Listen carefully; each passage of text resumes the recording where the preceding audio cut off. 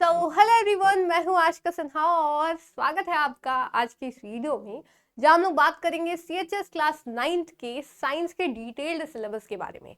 तो इससे पहले हमने एग्जाम पैटर्न को यहाँ पे समझा था, अब हम लोग साइंस के सिलेबस को यहाँ पे समझने वाले हैं। तो उससे पहले हम लोग इसके एग्जाम पैटर्न को भी देखते हैं और साथ साथ हम लोग यहाँ पीवाईक्यूज को भी देखेंगे। पिछले साल जो आपका पेपर हुआ था 2025 का, उसको रेफरेंस मानते हुए और जो आपके पहले के क्वेश्चंस आए हैं उसके हिसाब से हमने आपका सिलेबस जो है वो तैयार किया है।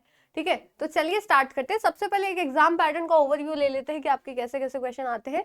तो 2 घंटे का आपका एग्जाम होता है, 100 सवाल होते हैं जिसमें 5 सेक्शंस इन्वॉल्व है और 100 सवालों के लिए आपको 100 मार्क्स मिलता है। कोई भी नेगेटिव मार्किंग नहीं है, ऑफलाइन पेपर होता है आपका OMR बेस्ड। ठीक है, और ऑब्जेक्टिव क्वेश्चंस आते हैं। जनरली आपका पेपर सुबह 8 बजे से 10 बजे के बीच में होता है, तो इसको ध्यान रखिएगा। अब कौन कौन से 5 सेक्शन से आपका सवाल पूछा जाता है, तो मैथमेटिक्स हो गया जिसके बारे में हम लोग बात कर चुके हैं, साइंस, सोशल साइंस, इंग्लिश और हिंदी। ठीक है, तो साइंस से भी आपके यहाँ पे 20 सवाल आते हैं और आज उसी के सिलेबस के बारे में बात करने वाले हैं। तो ध्यान देना कि साइंस और जो सोशल साइंस है, आप आंख बंद करके सिर्फ और सिर्फ एनसीईआरटी पे फोकस कर सकते हो। ठीक है, सिर्फ और सिर्फ किस पे? एनसीईआरटी पे। तो साइंस हो या फिर सोशल साइंस हो, तो आपकी जो न्यू एनसीईआरटी आई है ना बाबू, तो सोशल साइंस में आपको कंफ्यूजन हो सकता है। अभी हम लोग नेक्स्ट वीडियो में जब सोशल साइंस की बात कर रहे होंगे तब मैं उस पर आपको बताऊंगी, लेकिन साइंस की जब हम लोग बात करते हैं, ठीक है, तो आपका जो पुरानी एनसीईआरटी थी और नई एनसीईआरटी, उसमें चैप्टर में उतना आपको डिफरेंस देखने को नहीं मिलेगा। नाम बदल गया है, कंटेंट बदल गया, लेकिन हाँ चैप्टर जैसे लाइट पे था तो न्यू एनसीईआरटी में भी लाइट पे है, माइक्रो ऑर्गेनिज्म पे था तो न्यू एनसीईआरटी में माइक्रो ऑर्गेनिज्म पे। सोशल साइंस का थोड़ा डिफरेंट है जिसपे हम लोग बात करेंगे, लेकिन आज साइंस की बात करें तो साइंस की न्यू एनसीईआरटी के जो भी चैप्टर्स है तो मैं यहाँ पे आपको दिखा दे रही हूँ। ठीक है, तो आप यहाँ देख सकते हैं, ये है आपके साइंस का पूरा जो टॉपिक है आपके न्यू एनसीईआरटी का। जैसे देखो, exploring the investigative world of science. ठीक है, तो साइंस का जो आपको पहला चैप्टर, फिर आगे आते the invisible living world, micro organism वाला जो चैप्टर आता है, फिर आते हैं हेल्थ वाला chapter the ultimate treasure, electricity, magnetic and heating effects, फिर exploring forces, pressure, wind, storms and cyclones, particulate nature of matter. ठीक है, ये आपका चैप्टर है। फिर आगे बात करें nature of matter, elements, compounds and mixtures, the amazing world of solutes, solvents and solutions, फिर light, mirrors and lenses, keeping time with the skies, how nature works in harmony, our home earth, a unique life sustaining planet. तो ये आपका पूरा का पूरा क्या है बाबू, chapter है। ठीक है, साइंस के। अब इसको पढ़े कहाँ से? तो हमारे यूट्यूब चैनल पे आपको डेली जो है वो क्लासेस मिलती है हर एक सब्जेक्ट के लिए। ठीक है, और एनसीईआरटी सीरीज चाहे साइंस की हो, सोशल साइंस की हो, रखी गई है। हर एक चैप्टर आपको समझना है कि इसके अंदर में क्या था, तो वो चीज आपको पढ़ाई गई है, सवाल कराए गए हैं और डेली लाइव क्लासेस में आपको एक टॉपिक जो है वो पढ़ाया जाता है बहुत डिटेल में और उससे ढेर सारे क्वेश्चंस कराए जाते हैं कि आपके एग्जाम में कहीं से भी सवाल नहीं छूटेगा। ठीक है, तो आप चैनल पे चेकआउट कर सकते हो। तो ये आपका पूरा का पूरा क्या है, सिलेबस है साइंस का। अब देखो, हम लोग जो 2025 का पीवाईक्यू देखेंगे वो आपके एनसीईआरटी पे ही बेस्ड है और 2025 में न्यू एनसीईआरटी आई नहीं थी, तो ओल्ड एनसीईआरटी से ही सवाल होंगे। लेकिन इसका मतलब नहीं है कि अभी न्यू एनसीईआरटी से सवाल नहीं आएंगे। अब सैनिक स्कूल का भी पेपर हुआ आपका, उसमें प्योरली जो आपका सिलेबस में दिया था न्यू एनसीईआरटी, वहीं से क्वेश्चंस आए थे और 90% ये श्योर है कि आपका न्यू एनसीईआरटी से ही सवाल आएंगे। ठीक है, चलिए इसकी बात करते हैं तब।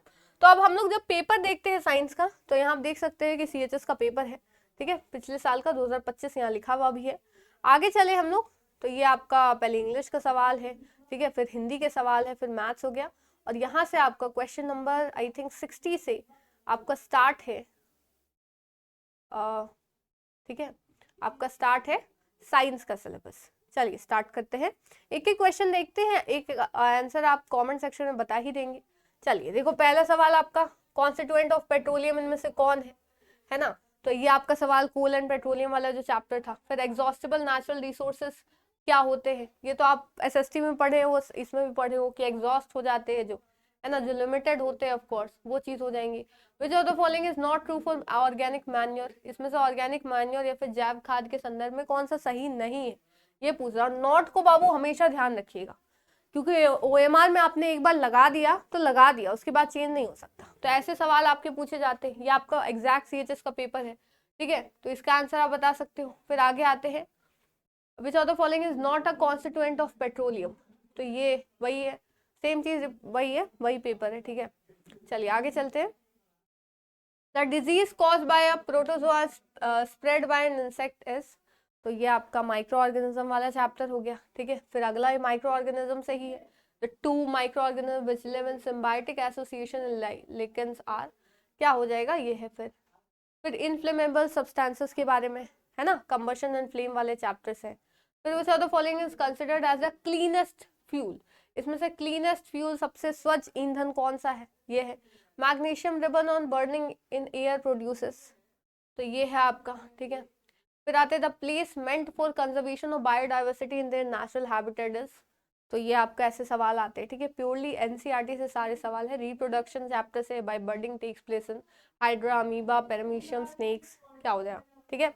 फिर in the list of animals hen is the odd one out, select the reason for this, तो क्या होगा, it undergoes internal fertilisation, it is oviparous, it is viviparous, ठीक है।